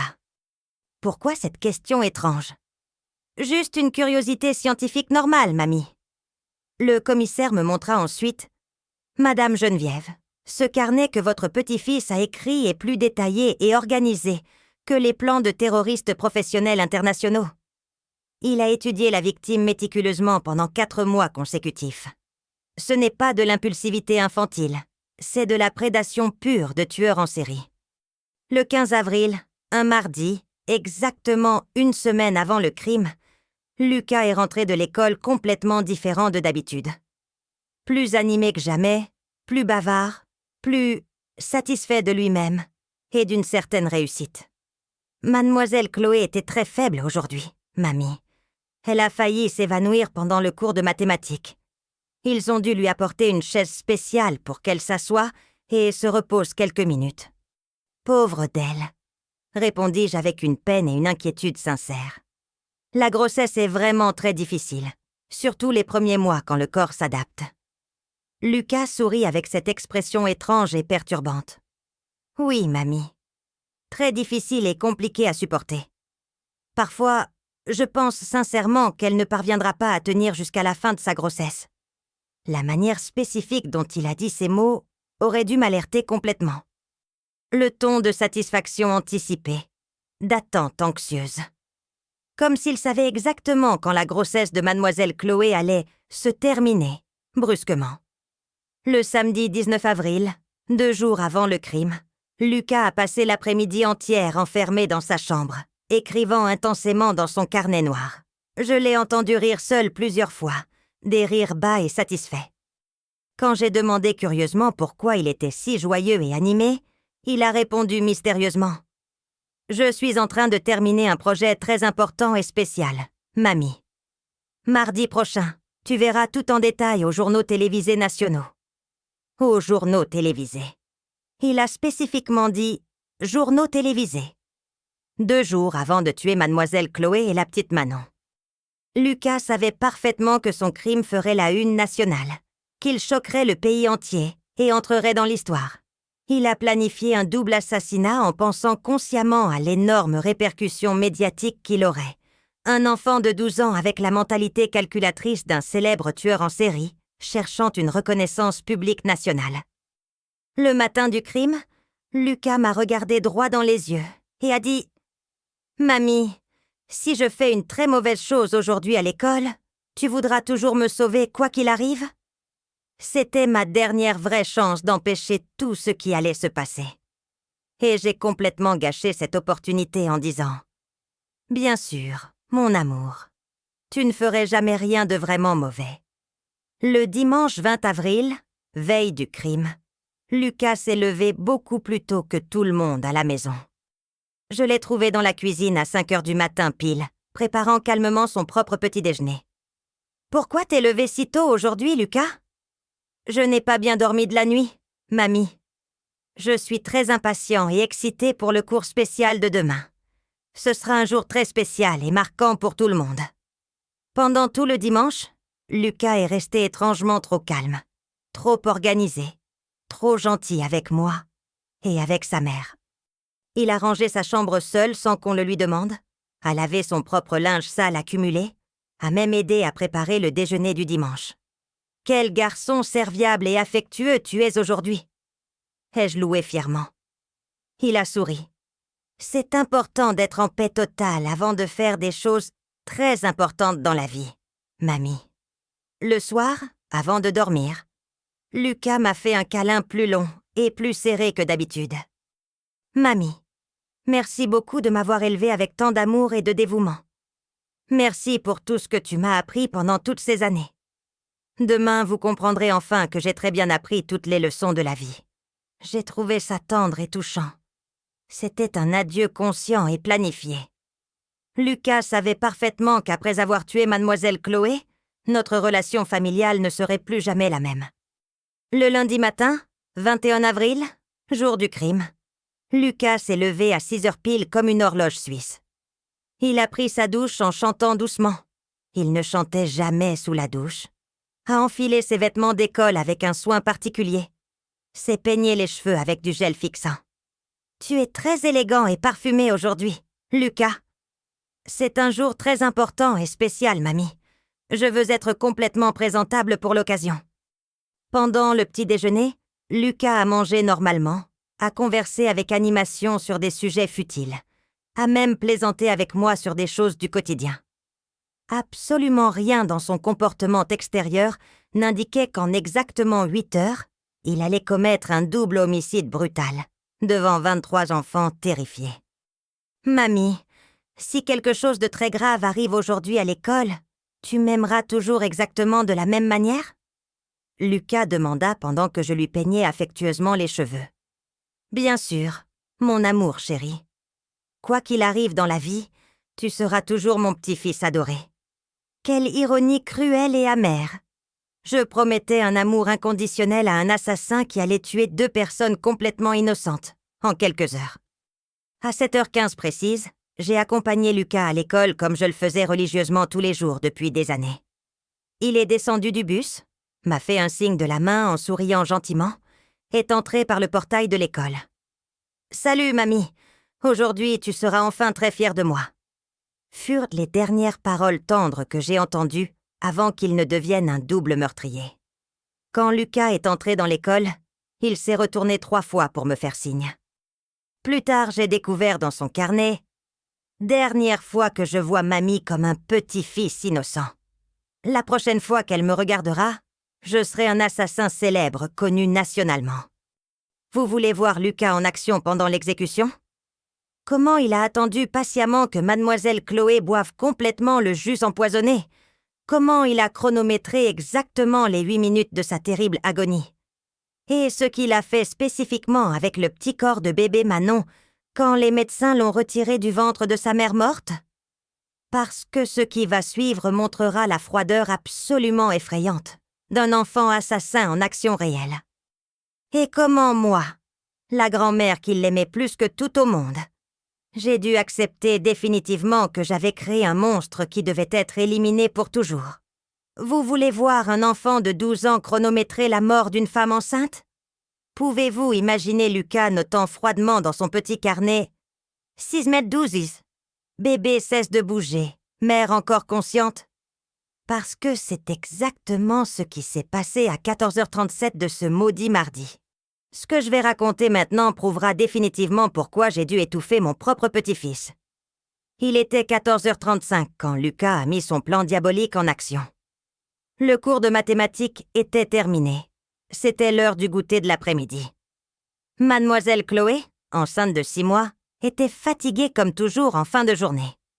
Son petit ventre pesait, ses jambes gonflaient, et elle buvait toujours beaucoup de liquide pour rester hydratée. Exactement comme le médecin le recommandait pour les femmes enceintes. Lucas le savait parfaitement. Il avait étudié chacune de ses habitudes pendant 4 mois consécutifs. Il savait qu'à 14h35, elle prenait toujours le jus de raisin dans le petit réfrigérateur de la salle des professeurs. Il savait qu'elle buvait tout d'un coup, car elle avait toujours soif. Il savait que personne d'autre ne serait dans la salle à cette heure précise, car les autres professeurs descendaient dans la cour pour surveiller la récréation. « Mademoiselle, puis-je vous aider à prendre votre jus ?» demanda Lucas avec ce sourire angélique qui m'avait trompé pendant 12 ans entiers. Mademoiselle Chloé, la pauvre âme, trouva cela absolument charmant. « Merci, Lucas. Tu es toujours si attentionné avec moi. » Ce furent les dernières paroles normales qu'elle prononça avant d'être brutalement assassinée. Lucas alla jusqu'au réfrigérateur et prit le verre de jus de raisin de 300 mm que mademoiselle Chloé buvait toujours religieusement. Et c'est à ce moment crucial qu'il y versa exactement 3,2 grammes de mort-au-rat pur qu'il avait acheté avec l'argent que je lui avais naïvement donné pour un cadeau de la professeure. Il mélangea bien avec une petite cuillère qu'il sortit de son propre sac à dos pour que le poison se dissolve complètement dans le liquide. « Voici, mademoiselle. Bien frais comme vous aimez toujours. » Lucas tendit le verre empoisonné en souriant doucement, et mademoiselle Chloé, faisant entièrement confiance à un enfant qu'elle connaissait depuis 2 ans, prit le verre et but. Elle but tout en exactement 45 secondes, car elle avait très soif à cause de la chaleur et de sa grossesse. « Merci, mon chéri. Tu prends toujours si bien soin de la professeure. » Chloé lui caressa maternellement les cheveux, sans savoir qu'elle remerciait son propre assassin. Lucas resta là, observant attentivement, attendant que le poison fasse effet dans son organisme. Comme un scientifique froid observant une expérience de laboratoire. Il commença à compter mentalement. 1, 2, 3, 4. À 2 minutes et 15 secondes exactes, mademoiselle Chloé commença à se sentir étrange. « Lucas, je me sens nauséeuse. Je crois que c'est le bébé qui bouge plus. » Elle porta instinctivement la main à son ventre rond, essayant de se calmer. Lucas continua d'observer cliniquement, sans offrir d'aide, sans montrer de préoccupation. « C'est normal, mademoiselle. Les femmes enceintes se sentent toujours mal. » À 3 minutes et 40 secondes, Chloé commença à suer froid, abondamment. C'est étrange. J'ai soudainement de gros frissons.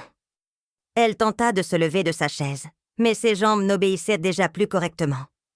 Lucas prit son carnet noir et commença à noter méthodiquement. 3 mai 40.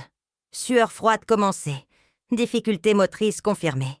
« Mademoiselle, vous avez aussi mal au ventre ?» demanda Lucas à 4 minutes, feignant l'inquiétude.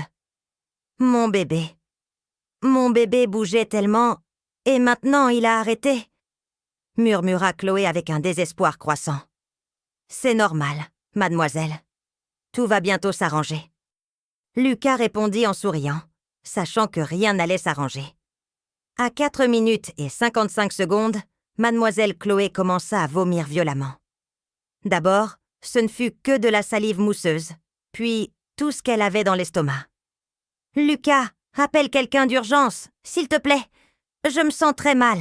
Quelque chose ne va pas. » Mais Lucas ne bougea pas d'un centimètre. Il resta là, immobile, notant froidement. 4,55 vomissements commençaient. Coordination sévèrement compromise. À 6 minutes et 12 secondes, Chloé tomba de sa chaise avec fracas. Elle ne parvenait plus à se tenir debout, ni à parler correctement. Elle commença à avoir des convulsions violentes, tout son corps tremblant sans contrôle. « Mon bébé, ma Manon », parvint-elle à murmurer. Et c'est à ce moment qu'elle regarda Lucas droit dans les yeux et comprit l'horrible vérité. « Toi, tu m'as fait ça? À mon bébé ?» Lucas sourit ouvertement pour la première fois en 6 minutes. « Je vous avais dit que le cadeau serait inoubliable, mademoiselle. » Et il continua de noter dans son petit carnet. 6/12. Reconnaissance de la cause, conscience encore partiellement préservée, bébé cesse de bouger. À 7 minutes et 33 secondes, mademoiselle Chloé commença à avoir de sévères difficultés à respirer. Le mort au rat attaquait son système nerveux central, paralysant progressivement ses muscles respiratoires. Elle réussit à placer ses 2 mains tremblantes sur son ventre, essayant désespérément de protéger la petite Manon. « Ma fille. Pardon. Ma fille. » furent les dernières paroles cohérentes qu'elle parvint à articuler. À 8 minutes et 23 secondes, exactement comme Lucas l'avait calculé mathématiquement, mademoiselle Chloé cessa complètement de respirer. Elle mourut là, sur le sol froid de la salle des professeurs, les mains protégeant encore instinctivement son ventre, où la petite Manon mourait aussi. Battement cardiaque de 180 à 0 en 45 secondes. Et savez-vous ce que Lucas fit immédiatement quand elle mourut? Il ferma calmement son petit carnet, le rangea dans son sac à dos, lava le verre dans l'évier pour éliminer les preuves, et sortit de la pièce en marchant normalement. Il descendit dans la cour comme si absolument rien ne s'était passé. Il commença à jouer avec les autres élèves. Il fit semblant d'être totalement surpris quand quelqu'un trouva le corps de la professeure 18 minutes plus tard. « Mon Dieu, mademoiselle Chloé! Qu'est-il arrivé à mademoiselle Chloé ?» Lucas cria plus fort que les 23 enfants quand la sirène du SAMU arriva. Il pleura des larmes fausses mais convaincantes, étreignit ses camarades effrayés, consola même une petite fille qui sanglotait désespérément. Une performance digne d'un Oscar du meilleur jeune acteur.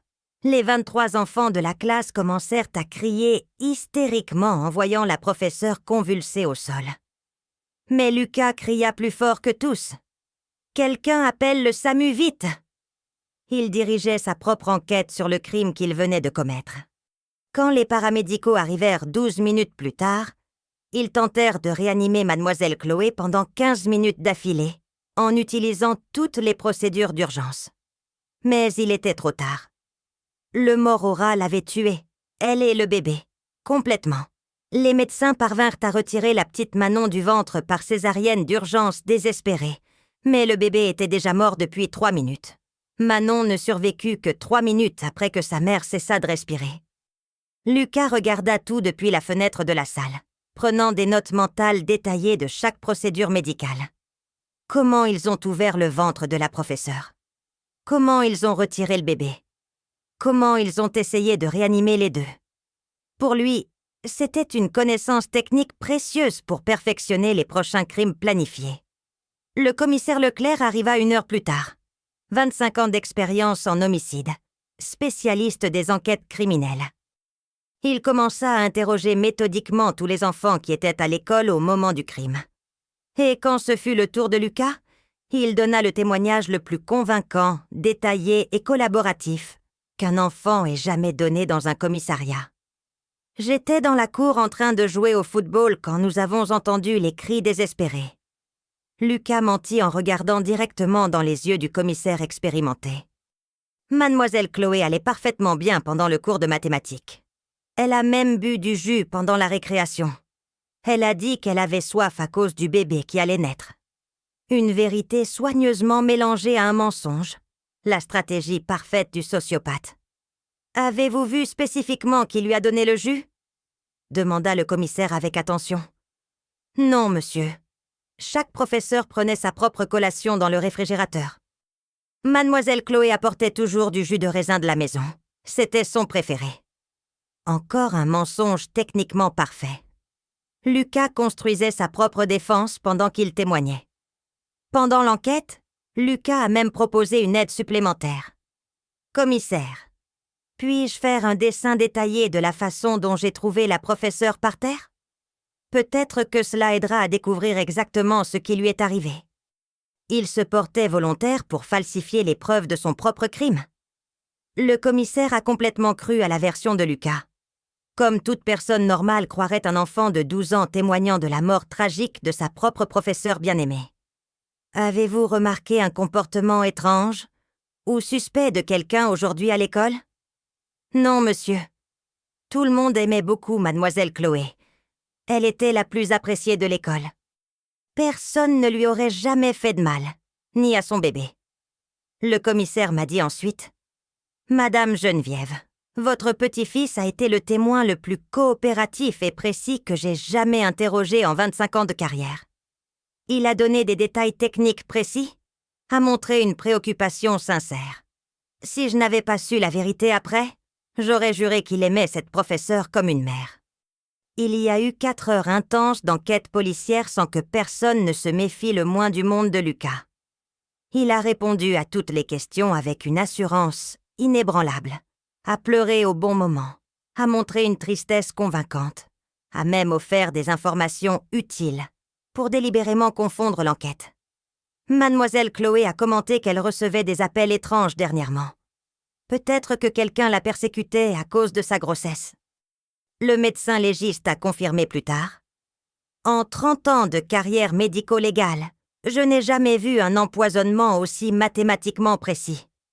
Le dosage a été calculé avec une précision scientifique. Ce n'était ni un accident ni une tentative amateur.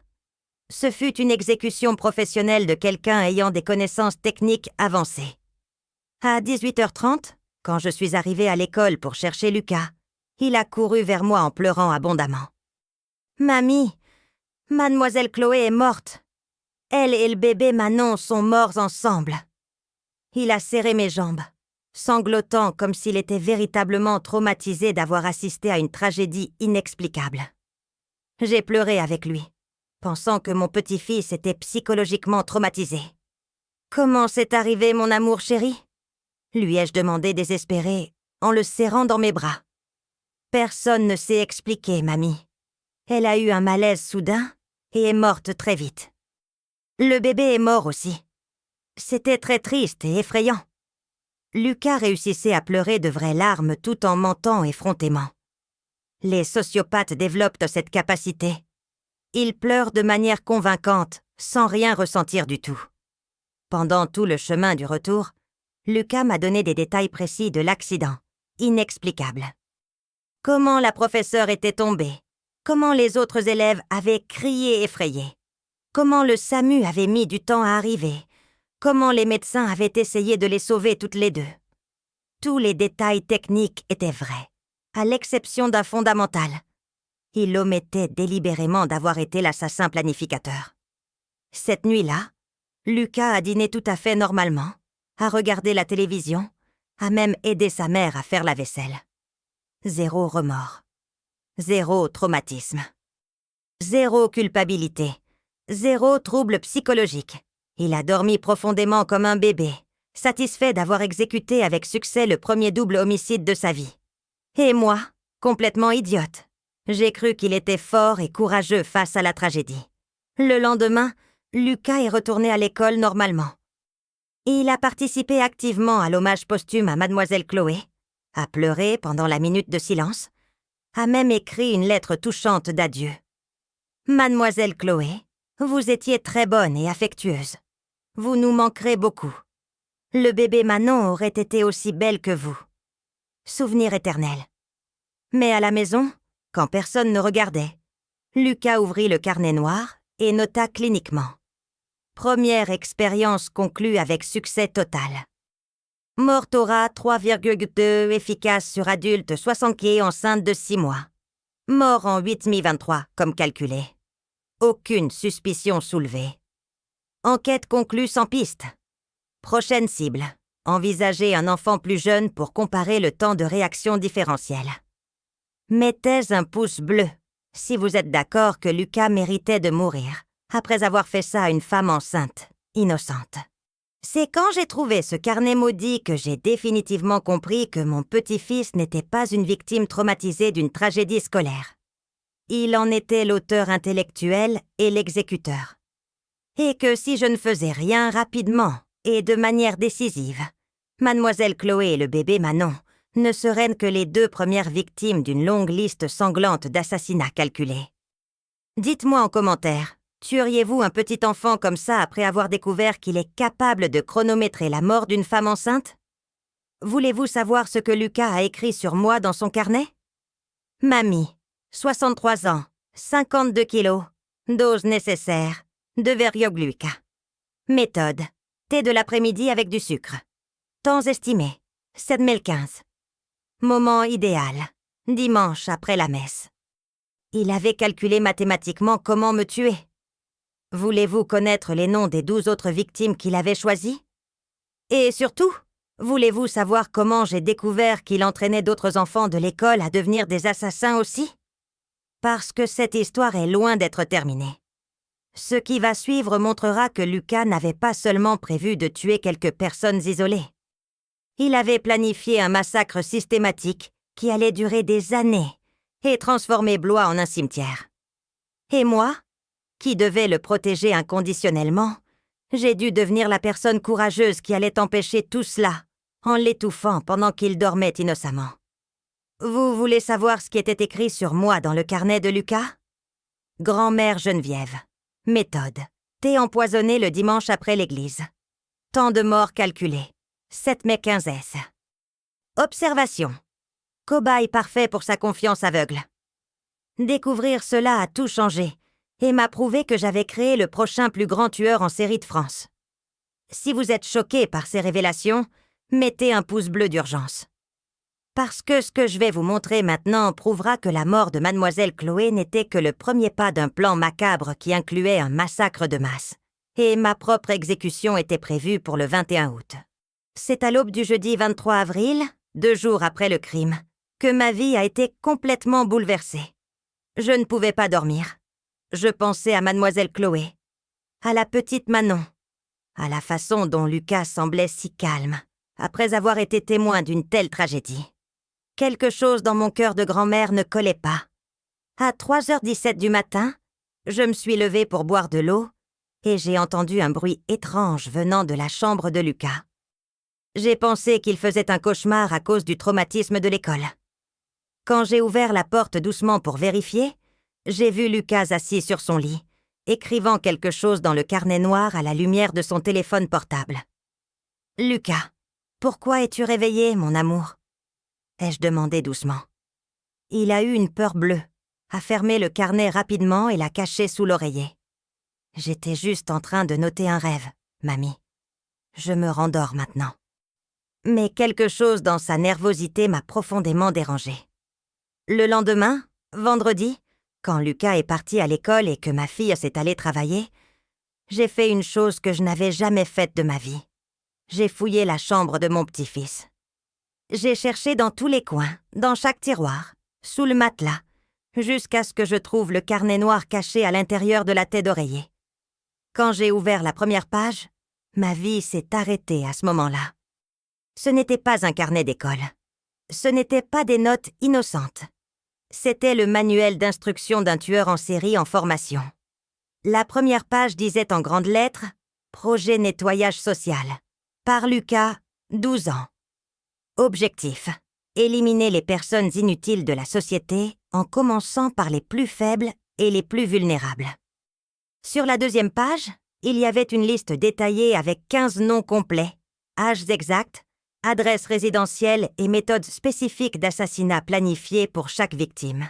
Mademoiselle Chloé n'était que le numéro 1 de la liste, déjà barré à l'encre rouge avec le mot « terminé » écrit à côté en lettres majuscules.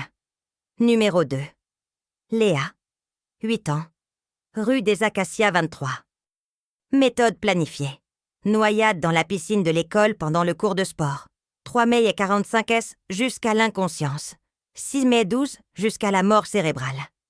Feindre une tentative héroïque de sauvetage. Lucas avait calculé mathématiquement que personne ne le soupçonnerait s'il tentait de sauver désespérément la victime. Numéro 3. Théo, 7 ans, rue Saint-Jean 156. Méthode. Mort au rat de Irulungi dans la collation pendant la récréation.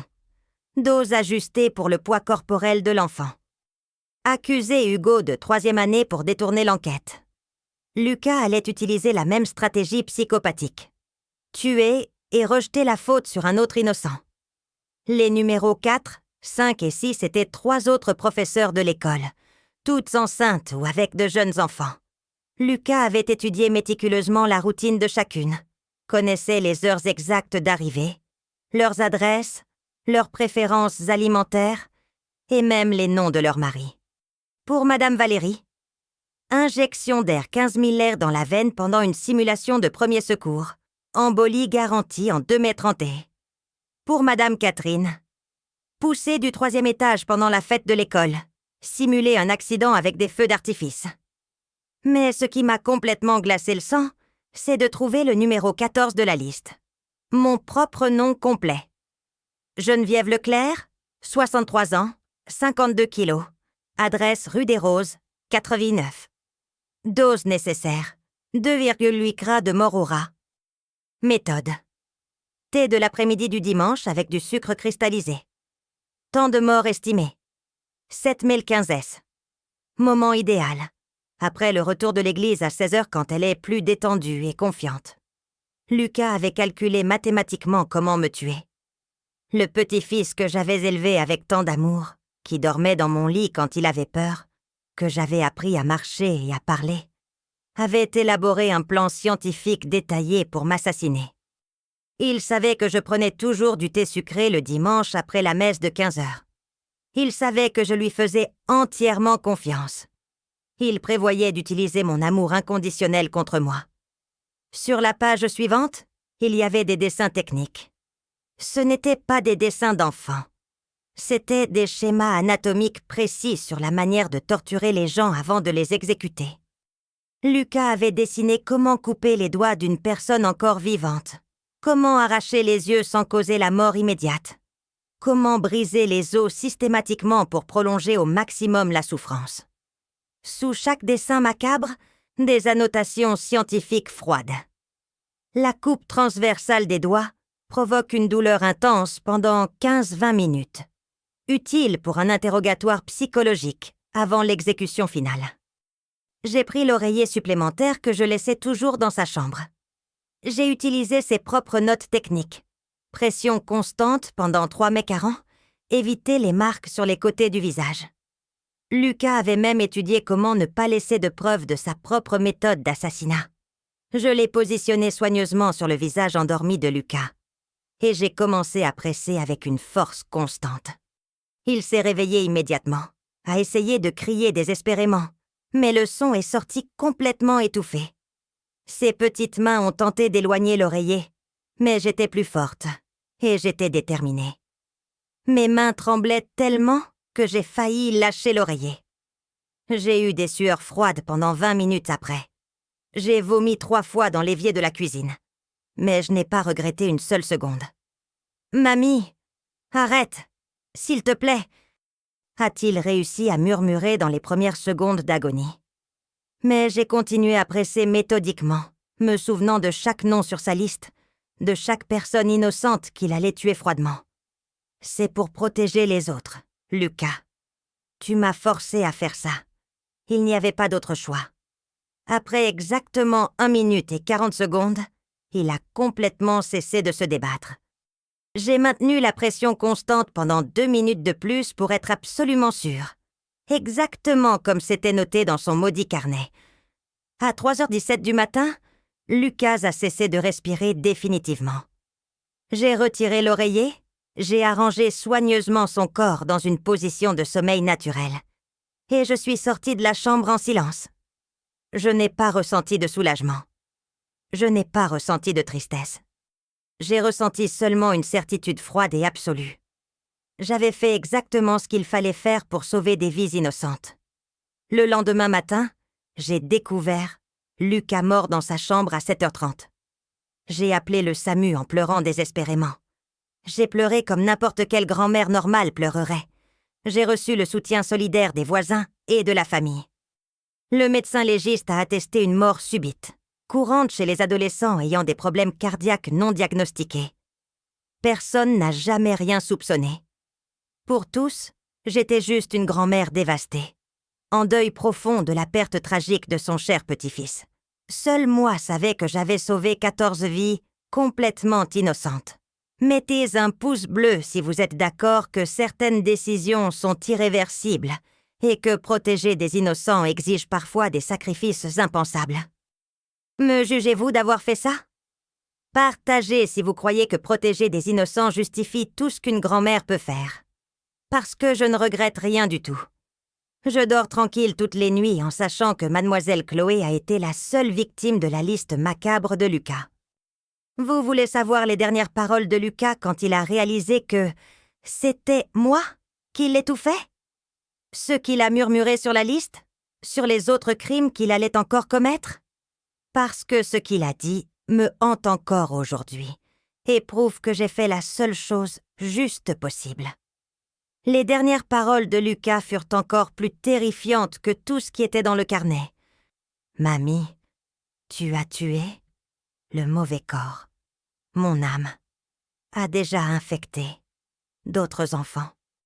Ils vont finir mon œuvre. » Il est mort en riant, sachant que je n'avais pas complètement gagné. Partagez d'urgence. Une grand-mère pourrait être en train de lire ceci maintenant, ayant besoin du courage de faire ce que j'ai fait.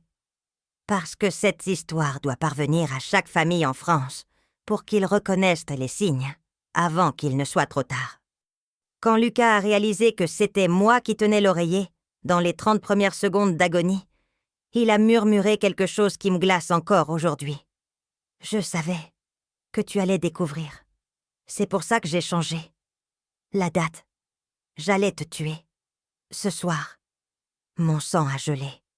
Lucas avait anticipé ma mort pour cette même nuit, et non pour le dimanche comme prévu initialement. La liste ne finit pas avec moi, furent ses mots les plus terrifiants.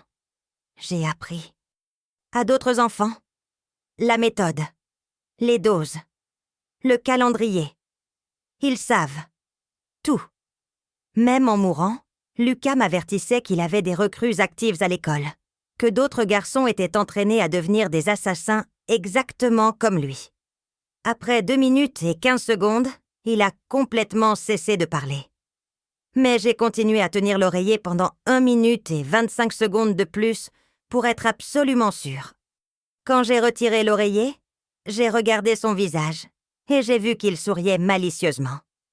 Même mort, Lucas souriait, comme s'il avait gagné contre moi d'une manière sinistre.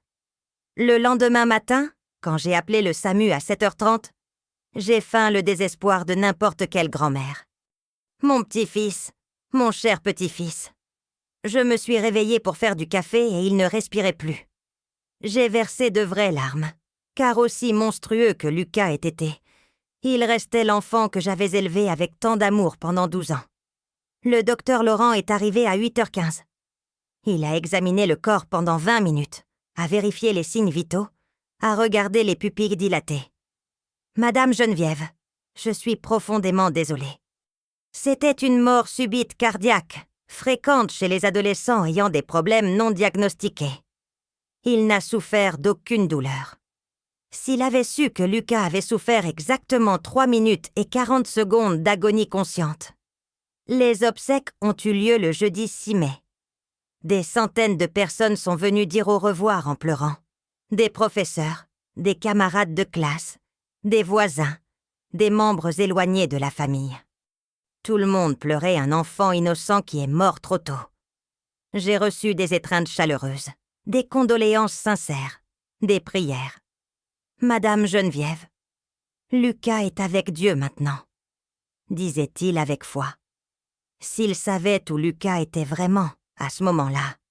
Pendant la veillée funèbre, il s'est passé quelque chose qui m'a complètement glacé le sang et a confirmé mes pires craintes.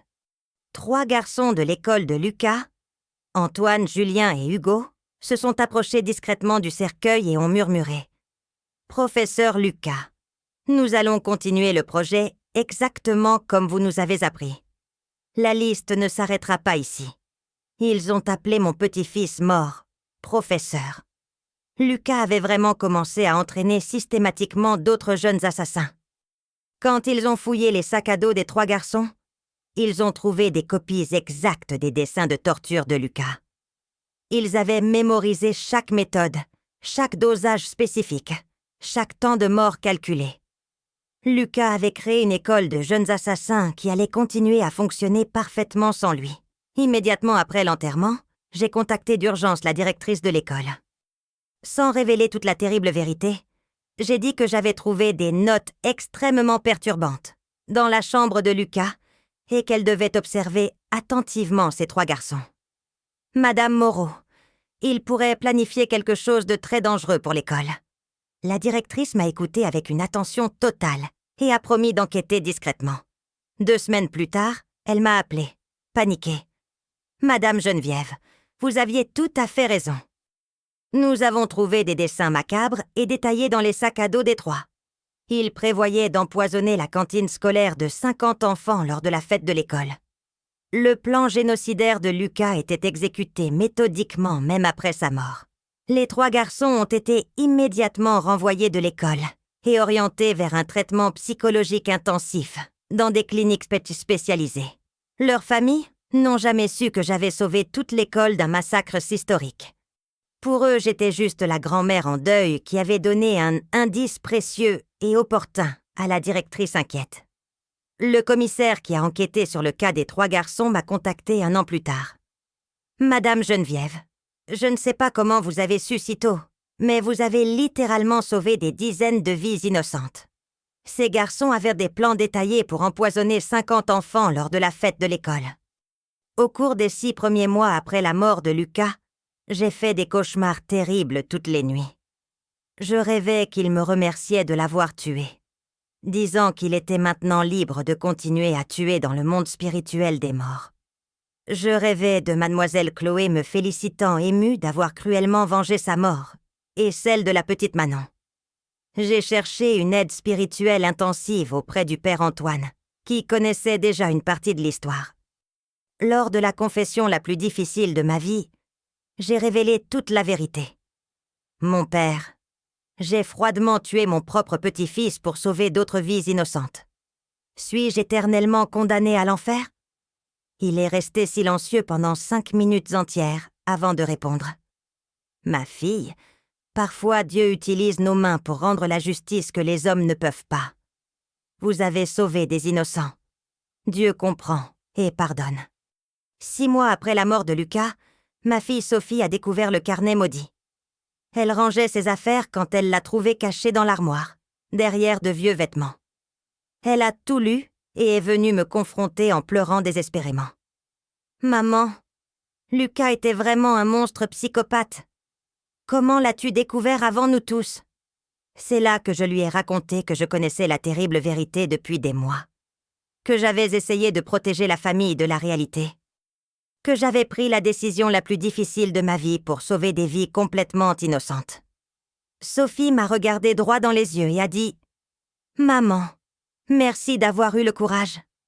Merci d'avoir sauvé d'autres enfants et d'autres familles. » 1 an après la mort de Lucas, l'école a rendu un hommage émouvant à mademoiselle Chloé.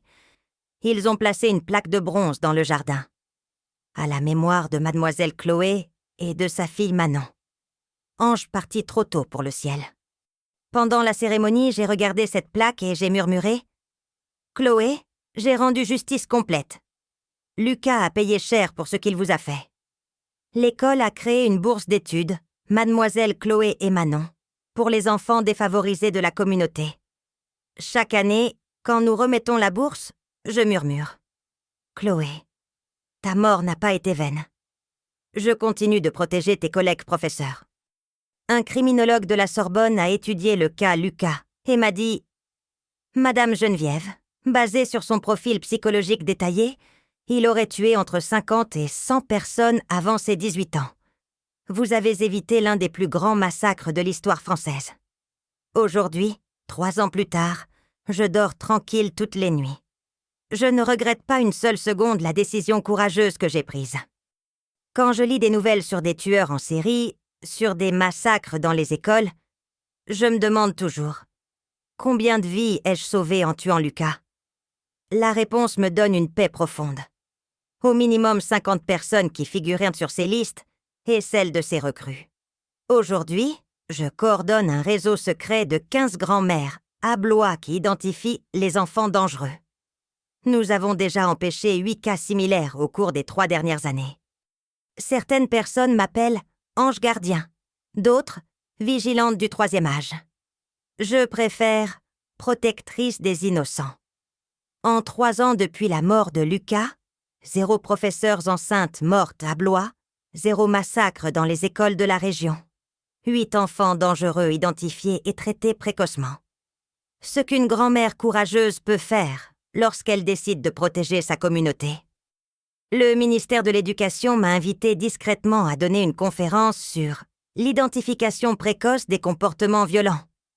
Ils ne peuvent pas me rendre hommage publiquement, mais ils savent que je suis une spécialiste en la matière. La professeure qui a remplacé mademoiselle Chloé m'a raconté il y a 2 mois. Madame Geneviève, d'anciens élèves de Lucas m'ont dit qu'il parlait constamment de nettoyer l'école des personnes faibles. Quelle chance qu'il soit mort avant de faire quelque chose de terrible. Si elle savait que cette chance avait un nom spécifique. Le courage d'une grand-mère protectrice.